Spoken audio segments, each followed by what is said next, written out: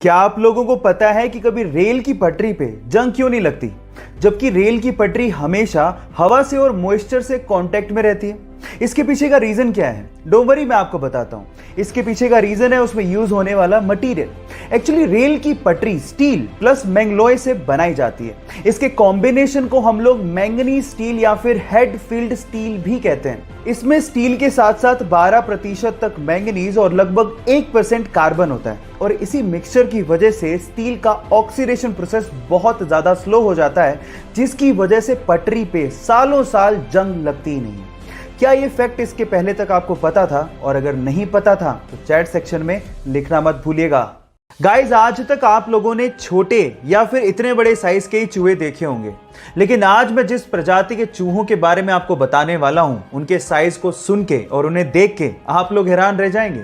जी हां guys, south America के Brazil में चूहों की एक प्रजाति पाई जाती है जिसका नाम है कैपिबैरा, और इस प्रजाति के चूहे लगभग 1 से 1.5 मीटर लंबे होते हैं। जी आप ठीक सुन रहे हैं, 1 से 1.5 मीटर लंबे, और उनका वजन लगभग 60 से 65 केजी होता है, एक सामान्य इंसान के ऑलमोस्ट बराबर।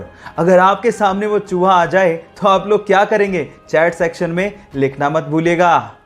इराक में जब रात में खुली सड़कों पर लगने वाली दुकानें बंद हो जाती हैं, तो जो लोग किताबों की दुकानें सड़कों पर लगाते हैं वो अपनी किताबें सड़कों पर यूं ही खुला छोड़ के चले जाते हैं और घर पे जाके आराम से सो जाते हैं। अब आप लोग कहेंगे कि किताबें खुली सड़क पर यूं ही पड़ी हैं तो क्या चोरी नहीं होती?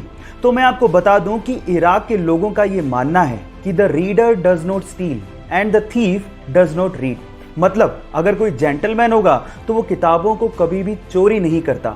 वो ज्यादा से ज्यादा फ्री में किताबों को पढ़ेगा और वहीं पर छोड़ के चला जाएगा, लेकिन चोर वो तो कभी पढ़ता ही नहीं है। ये फैक्ट जान के आपको कैसा लगा? चैट सेक्शन में लिखना मत भूलिएगा। बेंगलोर का एक कॉमन मैन जो पेशे से नाई है, उसने अपने हार्ड वर्क की बदौलत ऐसा अनकॉमन अचीव किया है जिसे आप सुन के हैरान रह जाएंगे। उसके पास टोटल 378 कारें हैं, जिसमें से 120 कारें लग्जरियस हैं, जैसे कि Rolls Royce, BMW, Jaguar, Audi. ये उसकी कारों के जखीरे में शामिल हैं। अब आप लोग सोच रहे होंगे कि ये सब उसे विरासत में मिला होगा। नहीं, 14 साल की उम्र में वो अखबार और दूध बेचने में मजबूर था। पापा के नाई के बिजनेस को वो आगे बढ़ा रहा था, लेकिन वो लाइफ में कुछ बड़ा अचीव करना चाहता था।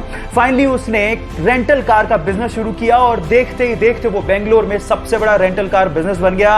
Yes guys, I am talking about Ramesh Babu. यहां सीखने लायक बात यह है कि अगर आप हार्ड वर्क और अपने आप पे बिलीव रखते हो तो लाइफ में कुछ भी अचीव कर सकते हो।